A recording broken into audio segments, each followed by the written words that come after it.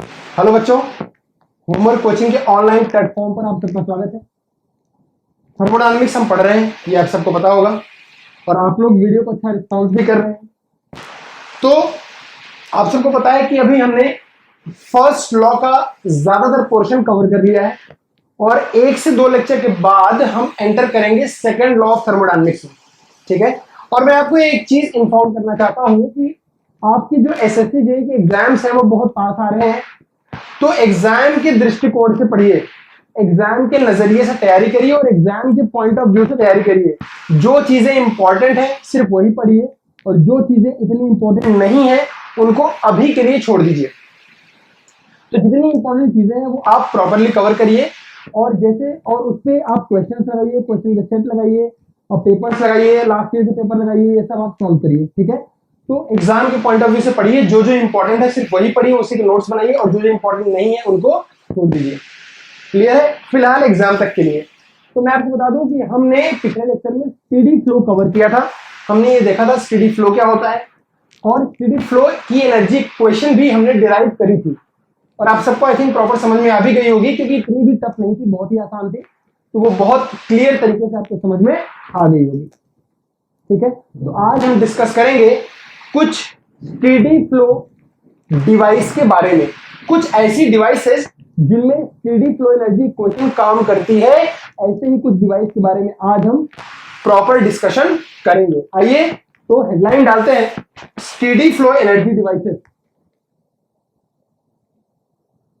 Steady flow energy devices,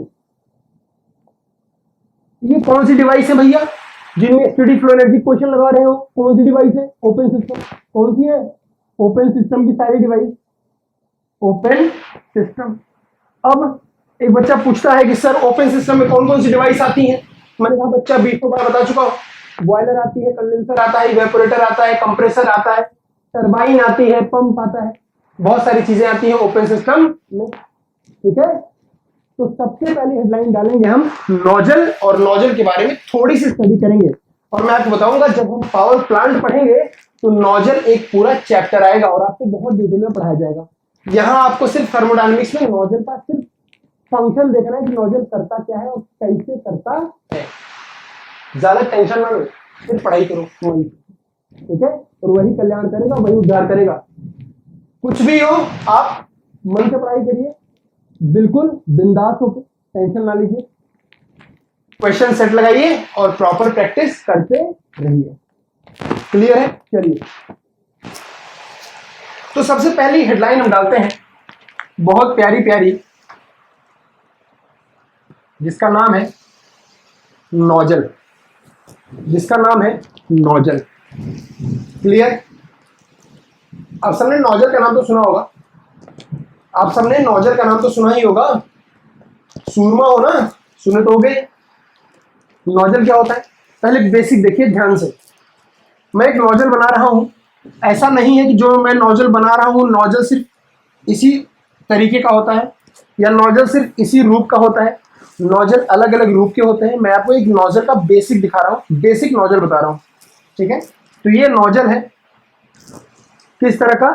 convergent nozzle. Convergent मतलब यहां से जब यहां चल रहा है तो कन्वर्ज हो रहा है, इस तरह से कन्वर्ज हो रहा है, पैसेज की तरह कन्वर्ज हो रहा है। So this is why this is called a convergent nozzle. Clear? अब देखिए ये एक नोजल है, इसको मैंने इंसुलेट किया। अब ये मैंने इंसुलेट क्यों किया अभी मैं आपको बताता हूं, मैंने इसको इंसुलेट क्यों किया। ये नोजल है भैया, तो नोजल में मान लो ये सेक्शन है 1 और ये सेक्शन है 2, सेक्शन है 1 और सेक्शन है 2।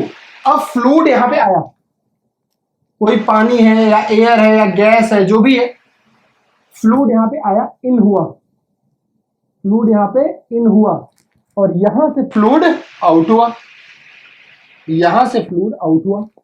तो एक बच्चा बहुत परेशान हो गया, बोला सर फ्लूइड इन यहां से हुआ, आउट यहां पे हुआ, एक बात बताइए नोजल का यूज किस लिए कर रहे हैं? नोजल का प्रयोग क्या है जिंदगी में? तो मैंने कहा बेटा नोजल का प्रयोग ये है कि मान लो फ्लूइड यहां पे V1 वेलोसिटी या C1 वेलोसिटी से एंटर कर रहा है।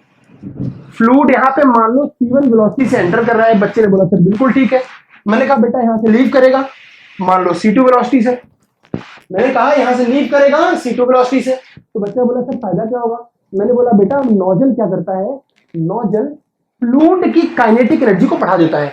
नोजल फ्लूइड की काइनेटिक एनर्जी को इनलेट से एग्जिट पे बहुत ज्यादा बढ़ा देता है। मतलब जब फ्लूइड एग्जिट करेगा तो उसकी जो वेलोसिटी होगी C2 ये बहुत ज्यादा होगी, किससे? C1 से। किससे? C1 से। इतना बेसिक आपको पता होगा। अब ये नोजल जो काइनेटिक एनर्जी बढ़ा रहा है, वेलोसिटी को बढ़ा रहा है, तो किस वजह से बढ़ा रहा है? इस वजह से बढ़ा रहा है क्योंकि जब फ्लूइड यहां पे एंटर करेगा भैया तो फ्लूइड में प्रेशर होगा, प्रेशर एनर्जी होगी, है ना? प्रेशर होगा तभी तो फ्लो होगा बे, यहां से लेके यहां तक। तो फ्लूइड में प्रेशर होगा, प्रेशर एनर्जी होगी। तो ये प्रेशर एनर्जी जब यहां तक फ्लूइड ट्रेवल करेगा यहां से यहां, तो प्रेशर एनर्जी खत्म हो होके वेलोसिटी को बढ़ा देगी। प्रेशर एनर्जी अपने आप को कुर्बान करेगी वेलोसिटी को बढ़ाने के लिए, ठीक है? तो प्रेशर एनर्जी खुद को खत्म कर देगी वेलोसिटी को बढ़ाने के लिए। तो नोजल क्या करेगा? Nozzle is a device which is used to increase kinetic energy at the expense of pressure energy, at the expense of pressure energy. तो लिखिए ध्यान से, नोजल कैसी डिवाइस है भैया? ध्यान से देखो, it is a device, notes proper बनाइएगा। It is a device used to convert. It is a device used to convert या used to increase. It is a device used to increase kinetic energy at the expense of मतलब खर्च करके, किसको? Pressure energy को, at the expense of pressure energy. Nozzle is a device used to increase kinetic energy at the expense of pressure energy. कहाँ? From inlet to exit. Inlet से exit पे। अब ध्यान से सुनो दूसरी बात, इंपॉर्टेंट बात। At exit of nozzle, at exit of nozzle, the velocity at exit of nozzle, the velocity C2 is very much higher than velocity C1. C1 कहाँ की है बेटा? इनलेट की। C2 कहाँ की है बेटा? एग्जिट। तो एग्जिट वेलोसिटी क्या होगी? इनलेट से बहुत ज्यादा होगी। क्लियर है? तो नोजल का यही काम होता है। अब एक चीज और, ये नोजल मैंने क्या किया? नोजल को इंसुलेट किया। इसका मतलब नोजल से किसी भी तरह का हीट ट्रांसफर क्या हो गया? जीरो। नोजल के अंदर ना कोनो हीट आएगी, ना नोजल से बाहर कोई भी हीट जाएगी। तो पूरी तरह से नोजल क्या हो गया? इंसुलेट। मतलब नोजल से हीट का ट्रांसफर पूरी तरह से रोक दिया गया है। अब आप पूछोगे कि सर जी ऐसे नोजल को आपने इंसुलेट क्यों किया? इतना अत्याचार क्यों किया नोजल पे? Why this polarity? इतना अत्याचार नोजल पे आपने क्यों किया? इसका कारण क्या है? इसका कारण ये है, अब खुद सोचो, नोजल क्या है? फॉर एग्जांपल अगर कोई स्टीम नोजल है, स्टीम नोजल, स्टीम नोजल में स्टीम आ रही है, स्टीम नोजल में स्टीम आ रही है इनलेट पे, और स्टीम का टेम्परेचर बहुत ज्यादा है। अगर नोजल को इंसुलेट नहीं करोगे भैया तो जितना हीट है वो तो यहां से बाहर निकल जाएगी। जितनी हीट है वो यहां से नोजल की वॉल को ट्रांसफर होगी, स्टीम से नोजल की वॉल को जाएगी। देखो देखो, ये स्टीम है हाई टेम्परेचर की, यहां से नोजल की वॉल को मिलेगी और नोजल की वॉल से बाहर एटमॉस्फेयर में कन्वेक्ट हो जाएगी। तो स्टीम तो ठंडी हो जाएगी, हो सकता है कहीं जाके कंडेंस भी हो जाए, है ना? और कंडेंस नहीं होगी, बट मैं आपको बता रहा हूं कि अगर स्टीम का टेम्परेचर बहुत ज्यादा है, अगर आपने नोजल को इंसुलेट नहीं किया तो स्टीम से हीट ट्रांसफर होकर एटमॉस्फेयर में चली जाएगी और स्टीम ठंडी हो जाएगी। अगर स्टीम ठंडी हो जाएगी तो तुमको सामने वाला बगल वाला एक थप्पड़ खींच के मारेगा, बोलेगा बेटा जब स्टीम को ठंडी ही करना था तो गर्म क्यों किए? इतना कोयला बर्बाद किया, बॉयलर जलाया, क्यों बर्बाद किया? अगर स्टीम को ठंडा ही करना था तो नोजल को इंसुलेट क्यों करते हैं? ताकि जो हमारे पास हाई एनर्जी है, टेम्परेचर है, हीट है, वो वेस्ट ना हो। क्लियर? चलिए नेक्स्ट पॉइंट क्या है? At exit of nozzle the velocity C2 is very much greater than velocity at inlet that is v1। Clear? यहां पे क्या लिखोगे? और nozzle is generally insulated, the nozzle is generally insulated. ठीक है, टू अवॉइड। अच्छा, किस नोजल की बात कर रहा हूं मैं? स्टीम नोजल की। स्टीम नोजल जनरली क्या होते हैं? इंसुलेटेड। जब आप रैंकाइन साइकिल पढ़ोगे और स्टीम टरबाइन पढ़ोगे तो टरबाइन के अंदर जो स्टीम आएगी ना नोजल से, वो नोजल इंसुलेटेड होते हैं। ये मैं आपको दिखाऊंगा जब आप पावर प्लांट पढ़ोगे। चलिए, to avoid heat loss, the nozzle is insulated to avoid heat loss. सही से लिख दो, नहीं बाद में बोलोगे सर दिख ही नहीं रहा है। हीट लॉस, इसको पहले नोट कर लो, इतनी चीजें नोट कर लो ताकि मैं प्रॉपर इरेज कर सकूं और फिर से आपको आगे बता सकूं। चलिए, प्रॉपर भैया नोट करते रहो, अच्छे से नोट्स बनाते रहो। और हाँ, जब पढ़ाना स्टार्ट करोगे, तैयारी करना स्टार्ट करोगे और जिंदगी में खूब पढ़ाई करना स्टार्ट करोगे तो बहुत से लोग टहल रहे हैं बहकाने के लिए। अब वो बहकाएंगे, भड़काएंगे, उकसाएंगे, ध्यान मत देना। और कोई बहकाए उकसाए ना, खींच थप्पड़ मारना गाल पे, बोलना बेटा मुझे अपना काम करने दे, तू अपना काम कर, मुझे अपना काम करने दे, तू अपना काम कर। ठीक है, ऐसे लोगों को ध्यान ना देना। सिर्फ पढ़ाई की जो तुम्हारी जिंदगी है, जो तुम्हारी जिंदगी को बना सकता है। बाकी लोग तो टहल ही रहे हैं दुकान खोल खोल के। ठीक है, तो अपना काम करते रहो। चलो नोट करते हैं। अब मैंने ये जो नोजल है ना, नोजल क्या करता है? प्रेशर एनर्जी को कम करता है, काइनेटिक एनर्जी को बढ़ा देता है। एक इसका भाई होता है, भाई क्या बोलते हैं उसे? डिफ्यूजर। डिफ्यूजर क्या करता है बेटा? एकदम उल्टा, काइनेटिक एनर्जी को खत्म करता है और प्रेशर एनर्जी को बढ़ा देता है। मतलब काइनेटिक एनर्जी को यूटिलाइज करके प्रेशर एनर्जी को बढ़ाता है, ये उल्टा करता है। प्रेशर एनर्जी को यूटिलाइज करके काइनेटिक एनर्जी को बढ़ा देता है। ठीक है, दोनों क्या है? Open system. ओपन सिस्टम मतलब मास का भी ट्रांसफर, एनर्जी का भी ट्रांसफर। ठीक है, मास का भी ट्रांसफर और एनर्जी का भी ट्रांसफर। क्लियर? चलो इसको नोट कर लीजिए, देखते हैं फिर। नोजल के बारे में इतनी जानकारी बहुत है, ज्यादा जानकारी के लिए देखते रहिए चैनल और पावर प्लांट तक इंतजार करिए। ठीक है, राधे राधे बोलो, जयकारा लगाओ, राधे माता। चलिए, और ये रहा नोजल। अब मैं आपको दिखाता हूं डिफ्यूजर। सेम चीज है, इसलिए डिस्कस कर लेता हूं यहां पे। डिफ्यूजर क्या करता है? डिफ्यूजर क्या करता है बेटा? एकदम उल्टा।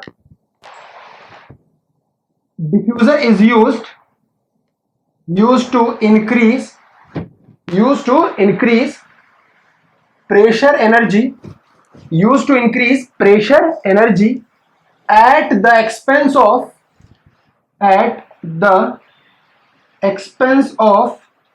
kinetic energy, at the expense of kinetic energy। अब ये डिफ्यूजर को उल्टा बना लो, डिफ्यूजर को उल्टा बना लो, मतलब नोजल का बिल्कुल उल्टा। तो डिफ्यूजर क्या करेगा?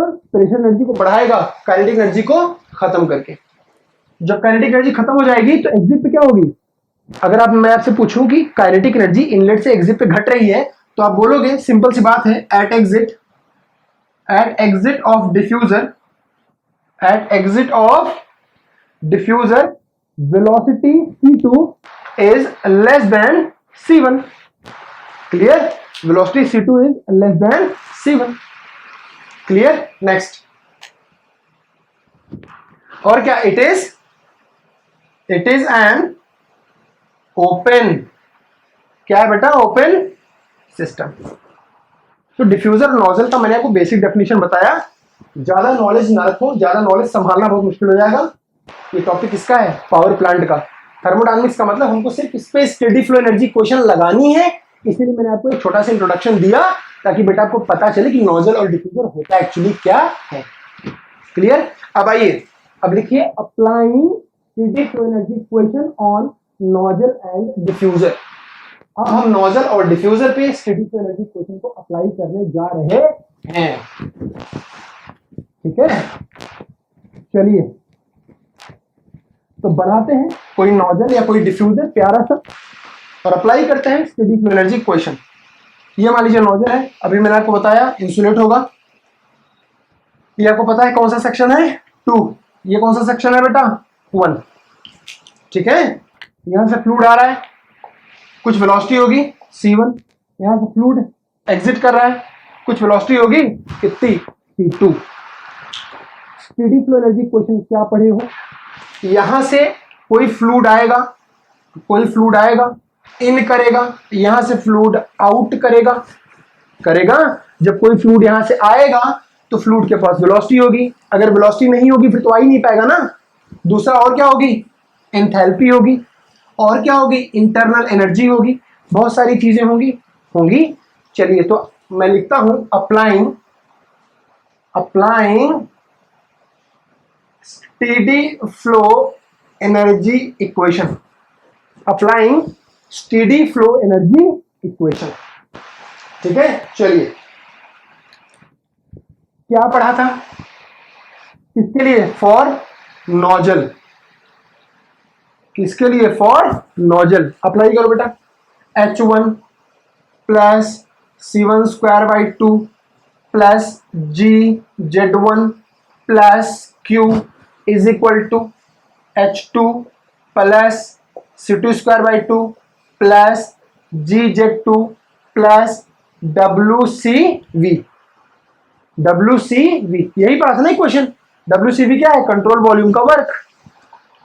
हाँ एक चीज बताओ, नोजल क्या है, इंसुलेटेड, ये 0, हीट ट्रांसफर 0। नोजल से क्या कोई वर्क मिलता है बेटा, नहीं मिलता। नोजल वर्क करने के लिए नहीं होता, वेलोसिटी को बढ़ाने के लिए होता है ना। वर्क ट्रांसफर वर्क नोजल में नहीं होता, तो नोजल से वर्क भी 0 और हीट ट्रांसफर भी 0। एक चीज और, ये नोजल अगर कहीं रखोगे, मशीन में लगाओगे तो हवा में उड़ेगा नहीं, किसी जमीन पे रखोगे ना, किसी हाइट पे रखोगे। तो चलो इनलेट की हाइट मान लेते हैं Z1 और एग्जिट की हाइट मान लेते हैं Z2। इनलेट की हाइट मान लेते हैं Z1 और एग्जिट की मान लेते हैं Z2। मान लो कि नोजल में पोटेंशियल एनर्जी का चेंज भी सेम है। क्यों, same height Z1, same height Z2, Z1 Z2 same height, G की वैल्यू दोनों के लिए सेम है, चाहे यहां हो चाहे यहां हो, ग्रेविटेशनल एक्सीलरेशन दोनों के लिए सेम है। तो हमने मान लिया कि पोटेंशियल एनर्जी में चेंज नेग्लिजिबल है, ये मान लिया। ठीक है, यहां लिख लो, नेग्लेक्टिंग चेंज मतलब delta, change in potential energy, neglecting change in potential energy. क्या बचा, H1 plus C1 square by 2 is equal to H2 plus C2 square by 2। यही तो बचा स्टेडी फ्लो एनर्जी इक्वेशन बेटा। अब नोजल है ना, आपने बोला था फॉर नोजल, अभी तुमने बोला था, अभी थोड़ी देर पहले देखा था ना, for nozzle C2 is very much greater then C1। अब बेटा अगर C2 बहुत ज्यादा है C1 से, फिर तो C2 का स्क्वायर तहलका मचा देगा, बहुत ज्यादा हो जाएगा ना C1 स्क्वायर से। अगर C2 बहुत ज्यादा है C1 से, फिर तो C2 का स्क्वायर बहुत बहुत बहुत ज्यादा हो जाएगा, किससे, C1 स्क्वायर से। और अगर ऐसा हो गया तो मैं C2 स्क्वायर के कंपैरिजन में C1 स्क्वायर को नेग्लिजिबल मान सकता हूं।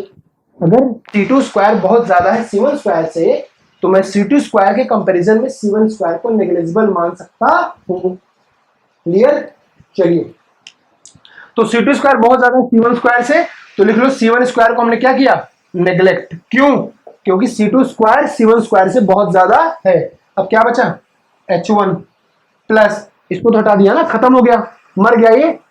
क्या बचा, H1 is equal to H2 plus C2 square by 2, या H1 minus H2 is equal to C2 square by 2। This is the equation for nozzle.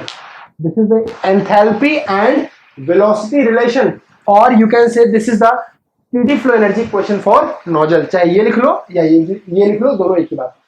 चाहे ये लिख लो या ये लिख लो, दोनों एक ही बात है। तो मैं इसको हटा देता हूं और ऊपर नोट कर देता हूं, और हाँ अजम्पशन लिखना मत भूलना बेटा, ठीक है। क्या आया,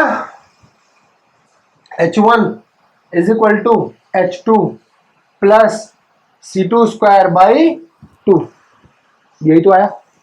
अब दिस इज क्या है, ये steady flow energy equation for nozzle, for nozzle.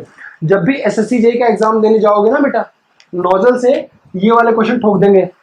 Inlet पे एंथैल्पी दे दिया, एग्जिट पे एंथैल्पी दे दिया, पूछा कि वेलोसिटी कितनी आई, या इनलेट पे एंथैल्पी दे दिया, एग्जिट पे वेलोसिटी दे दिया, पूछ लिया एग्जिट पे एंथैल्पी कितनी आई, तो लगा लेना, प्लस माइनस कर लेना, लगा लेना, गुणा भाग कर लेना, इतना जानकारी होगी, है ना। अगर कोई ढंग से सिखाया होगा इतनी जानकारी तो होगी आपको, है ना। चलिए अब ये क्या है, SFEE फॉर नोजल। कोई पूछेगा बेटा अजम्पशन क्या है, क्या बोलोगे अजम्पशन, बताइए जरा अजम्पशन क्या है। अजम्पशन क्या है, क्या क्या नेग्लेक्ट किया हमने। नोजल इंसुलेटेड था, वर्क ट्रांसफर तो जीरो होता ही है। हमने क्या किया है, हमने दो अजम्पशन लिए हैं, क्या, neglecting change in potential energy, हमने क्या किया है, पोटेंशियल एनर्जी के चेंज को नेग्लेक्ट कर दिया है। और क्या किया है, C2 square is very very much greater then C1 square, मतलब C1 स्क्वायर को हमने C2 स्क्वायर के कंपैरिजन में नेग्लेक्ट मान लिया है। क्लियर। चलिए दूसरा, अंग्रेज इंडिया से चले गए, लेकिन एक बहुत अच्छा वर्ड देके गए इंग्लिश का, क्या, सिमिलरली, इसी प्रकार, ठीक इसी प्रकार, applying steady flow energy equation for diffuser. अब डिफ्यूजर और नोजल मतलब सब कुछ सेम, एग्जैक्ट फोटोकॉपी। फर्क क्या है कि नोजल में C2 ज्यादा है C1 से, और डिफ्यूजर में C1 ज्यादा है C2 से, मतलब नोजल में C2 ज्यादा है और डिफ्यूजर में C1 ज्यादा है, बस यही फर्क है। क्लियर है। चलिए तो सिमिलरली क्वेश्चन लिख दिया हमने, क्या आया, H1, इसके लिए क्या था, चलो मैं पूरी क्वेश्चन आपको तो नहीं दिखाऊंगा, पूरी क्वेश्चन आप देख लेना, और पूरी क्वेश्चन अप्लाई करोगे, SFEE लिखोगे, इंसुलेटेड था, Q खत्म हो जाएगा, वर्क ट्रांसफर फिर से जीरो हो जाएगा, इक्वेशन क्या बचेगी देख लो, H1 plus C1 square by 2 is equal to H2 plus C2 square by 2, यही क्वेश्चन बचेगी। अब आपने क्या किया, C1 बहुत ज्यादा था C2 से, डिफ्यूजर में क्या है, here C1 is greater than C2, तो C1 अगर ज्यादा है तो C1 का स्क्वायर तो बेटा तहलका मचा देगा ना, बहुत ज्यादा हो जाएगा C2 स्क्वायर से। तो हमने क्या किया, C1 के कंपैरिजन में C2 को नेग्लेक्ट कर दिया, मतलब C1 स्क्वायर के कंपैरिजन में C2 स्क्वायर को हमने क्या किया, नेग्लेक्ट कर दिया। इक्वेशन क्या बची, इक्वेशन बची H1 plus C1 square by 2 is equal to H2, क्या है, this is steady flow energy equation for diffuser. इसके लिए, डिफ्यूजर के लिए अजम्पशन क्या लिखोगे बेटा,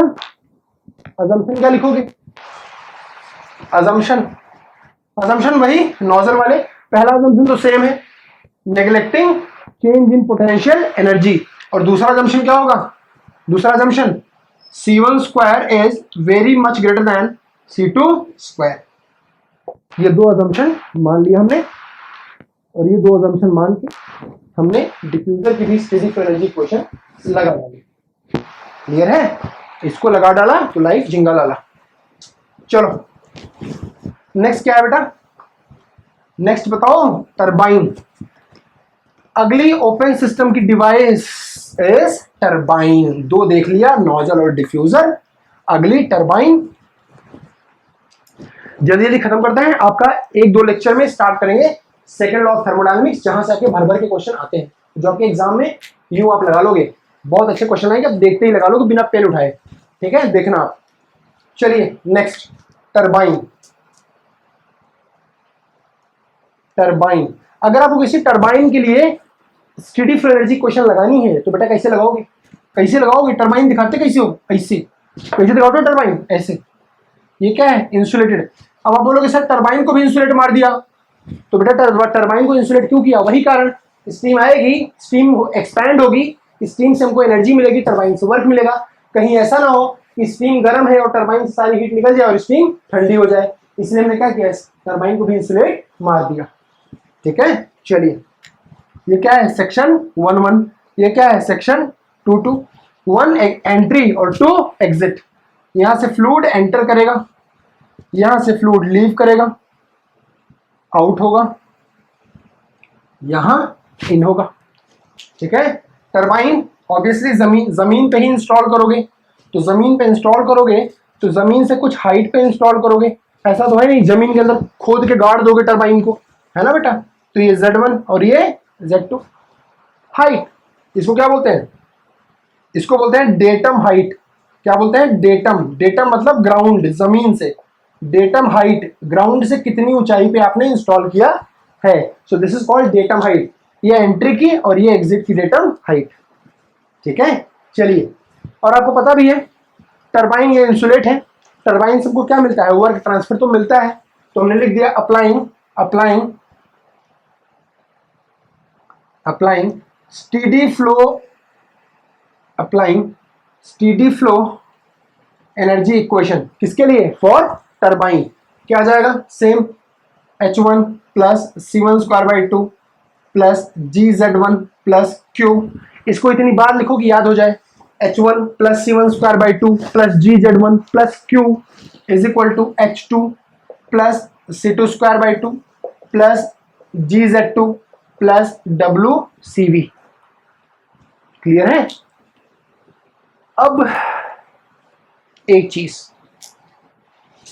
टरबाइन इंसुलेटेड है, जब टरबाइन इंसुलेट है तो पहले ही चिल्लाओगे कि सर हीट ट्रांसफर जीरो कर दो, मैंने कहा बेटा ठीक है कर दिया, इंसुलेट है ना, हीट ट्रांसफर जीरो हो गया।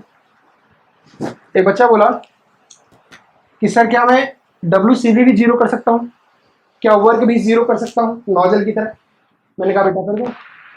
बोला सर कोई फर्क पड़ेगा, मैंने कहा हाँ। बोला सर क्या फर्क पड़ेगा, मैंने कहा फर्क ये पड़ेगा कि जो कोचिंग करके 1 साल में सेलेक्ट हो जाते तो 12 साल तक कोचिंग करते रहोगे और सिलेक्शन नहीं होगा। बोला क्यों, हमने कहा बेटा टरबाइन से वर्क नहीं मिलेगा तो टरबाइन लगाओगे क्या, टरबाइन में वर्क थोड़ी जीरो कर पाओगे, टरबाइन में वर्क जीरो कर दोगे क्या, टरबाइन में वर्क जीरो कर दोगे, टरबाइन लगी किस लिए, है ना, टरबाइन वर्क ही जो देती है, टरबाइन में वर्क जीरो नहीं कर पाओगे, नोजल में कर सकते हो, क्योंकि नोजल काम क्या है, वेलोसिटी को बढ़ाना, और टरबाइन काम क्या है, वर्क देना, वर्क प्रोड्यूस करना। पावर प्लांट में टरबाइन चलेगी तभी तो बिजली बनेगी ना। ठीक है, चलो, तो टरबाइन ये वर्क, ये जो मिल रहा है कंट्रोल वॉल्यूम का वर्क, ये क्या है, टरबाइन का वर्क, मैंने आपको बताया था। यहाँ पे कौन सा वर्क मिलेगा, टरबाइन का वर्क। ठीक है, तो क्या कर सकते हैं यहाँ पे, देखिए, हाँ एक अजम्पशन मैंने मान लिया यहाँ पे, अजम्पशन ध्यान से सुनिएगा, जितनी भी आप मैकेनिकल इंजीनियरिंग में कुछ भी पढ़ोगे या कोई भी टेक्निकल सब्जेक्ट पढ़ोगे दुनिया में, कोई भी किसी भी stream, mechanical, civil, electronic, electrical, computer science, whatever you are going to study, assumptions are everywhere. Without assumptions you cannot formulate either a theory or a problem. आपको बिना assumption के आप कोई भी theory या problem formulate नहीं कर पाएंगे। चलिए assumption, पहला assumption मान लिया कि neglect change in kinetic energy। क्या ये, डेल्टा, डेल्टा मतलब change, neglect change in kinetic energy, मतलब अज्यूम C1 बराबर C2। हमने मान लिया कि टरबाइन में फ्लूइड जिस वेलोसिटी से एंटर कर रहा है लगभग उसी वेलोसिटी से बाहर आ रहा है, मतलब C1 से एंटर कर रहा है और C2 से बाहर आ रहा है, तो हमने मान लिया कि C1 और C2 लगभग इक्वल हैं। अगर लगभग बराबर है तो चेंज को हम नेग्लेक्ट कर सकते हैं, अगर नेग्लेक्ट कर दिया हमने तो ये और ये उड़ गया। अब G, gravitational acceleration, inlet exit दोनों पे same, Z1 Z2 datum height, यहां भी वही दोनों सेम। जब दोनों सेम तो इनको भी उड़ा दो, बचे क्या, बचा H1 is equal to H2 plus WT, turbine का वर्क, कंट्रोल वॉल्यूम मतलब टरबाइन, तो यहां कौन सा वर्क मिलेगा, टरबाइन का वर्क। तो दिस इज, चलो आपको समझ में आया, आप CV लिख लो, WCV, W कंट्रोल वॉल्यूम का वर्क। चलिए अब मैं WCV को इधर छोड़ देता हूं और इसको इधर लेके आता हूं। This is H1 minus H2, यही होगा।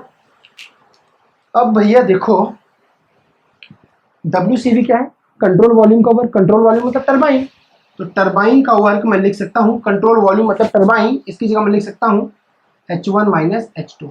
So this is steady flow energy equation for turbine. This is steady flow energy equation for turbine. एक चीज और देखोगे, this is SFEE for turbine. अच्छा, अगर कोई एक चीज आपसे पूछे कि बेटा बहुत पढ़े हो, बड़े बड़े सूरमाओं से पढ़े हो, एक चीज बताओ, जब टरबाइन में एक्सपेंशन होगा तो एंथैल्पी कहाँ ज्यादा होगी, इनलेट पे या एग्जिट पे? जब टरबाइन में एक्सपेंशन होगा तो एंथैल्पी कहाँ पे ज्यादा होगी, इनलेट पे या एग्जिट पे? क्या बोलोगे, क्या बोलोगे? देखो देखो देखो, H1 को यहाँ छोड़ो, H2 को इधर लेके आओ, क्या बनेगा? WT प्लस H2, यही बनेगा। मतलब टरबाइन के अंदर स्टीम एंटर हो रही है, उसकी एंथैल्पी मान लो 500 किलो जूल है। टरबाइन के अंदर जो स्टीम एंटर हो रही है उसकी एंथैल्पी 500 किलो जूल है। अब ये स्टीम जाएगी टरबाइन के अंदर, टरबाइन के ब्लेड को घुमाएगी, तो टरबाइन के ब्लेड को घुमाने में स्टीम की आधी ताकत तो खत्म हो जाएगी। तो जो ताकत बचेगी वो कम बचेगी, ज्यादा बचेगी? कम बचेगी, क्योंकि 500 में से आधी ताकत तो चली गई टरबाइन के ब्लेड को घुमाने में, तो जो एग्जिट एंथैल्पी बची वो कम बची। H2 is less than H1 या H1 is ज्यादा than H2, H1 is ज्यादा than H2। क्लियर? हाँ, अजम्पशन क्या माना है? अजम्पशन ध्यान रखिएगा, assumption neglecting change in kinetic energy. और क्या माना है? दूसरा अजम्पशन क्या माना? Neglecting change in potential energy, यही तो माना। तो दो अजम्पशन मान के हमने लगा दिया टरबाइन की equation, steady flow energy equation. हाँ, work done turbine H1 minus H2। ध्यान रहे ये क्वेश्चन हम फिर से ड्राइव करेंगे जब हम पावर प्लांट पढ़ेंगे, तो सारी चीजें बिल्कुल दिमाग में याद रहें। ठीक है, चलिए अब बचा पंप या compressor. Turbine, compressor, nozzle, diffuser, ये सब आप पढ़ोगे डिटेल में इसके रिस्पेक्टिव सब्जेक्ट में। कंप्रेसर कहाँ पढ़ोगे बेटा? कंप्रेसर कहाँ पढ़ोगे? बोलोगे सर कंप्रेसर में पढ़ूंगा RAC में। एयर कंप्रेसर पढ़ोगे, RAC में पढ़ोगे, या पावर प्लांट में भी पढ़ोगे। क्लियर है? तो कंप्रेसर आप अभी एक दो जगह पढ़ोगे, तो बिल्कुल टेंशन ना लो, आराम से मस्ती करते हुए पढ़ाई करते रहिए। ठीक है, चलिए कंप्रेसर क्या होता है बताइए? कंप्रेसर का शेप भी कैसा होता है? कंप्रेसर का शेप भी कैसा होता है? नोजल की तरह। मतलब यहां से फ्लूइड एंटर करेगा, यहां से आउट करेगा,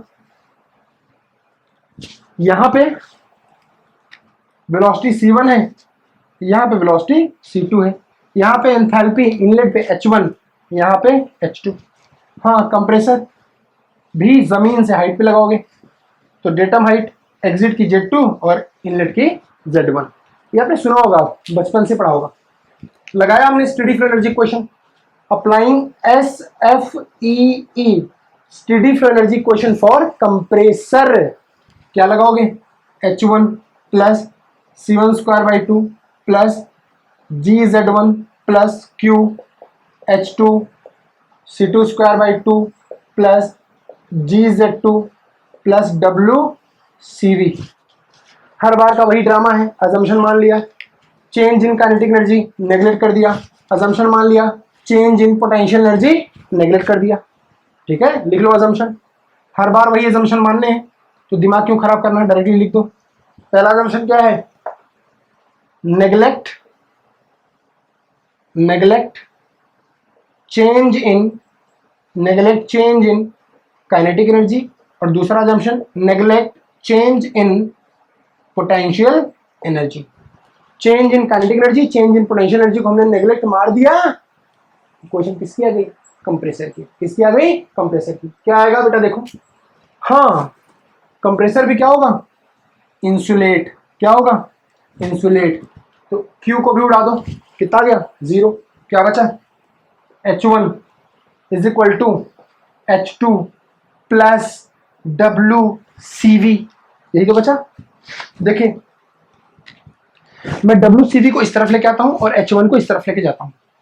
minus of WCV is equal to H2 minus H1। WCV plus के साथ था, इस तरफ ले आया माइनस हो गया। H1 प्लस के साथ था, इस तरफ ले गया माइनस हो गया। ये माइनस साइन क्या बताता है, माइनस साइन थर्मोडायनामिक्स में क्या बताता है कि the work is being done on the system. Minus sign मतलब सिस्टम के ऊपर काम किया गया है। तो बेटा कंप्रेसर में सिस्टम के ऊपर काम होता है या सिस्टम काम करता है, कंप्रेसर क्या करता है, एयर को कंप्रेस करता है। साइकिल वाली पंप देखो, कभी साइकिल वाली पंप से हवा भरते हो तो पंप का जो पिस्टन होता है वो एयर को कंप्रेस करता है। एयर कंप्रेस होती है मतलब एयर के ऊपर वर्क होता है, इसलिए साइन निगेटिव। निगेटिव साइन ये दिखा रहा है कि this is work of compression. क्या दिखा रहा है, this is work of compression. तो मैं इसको लिख सकता हूं this is compressor work. Here negative sign is showing that this is compression work, hence it is called, ये माइनस WCV क्या हो जाएगा, कंप्रेसर का work. Work done by compressor is equal to H2 minus H1, या WC compressor, C मतलब compressor, H2 minus H1।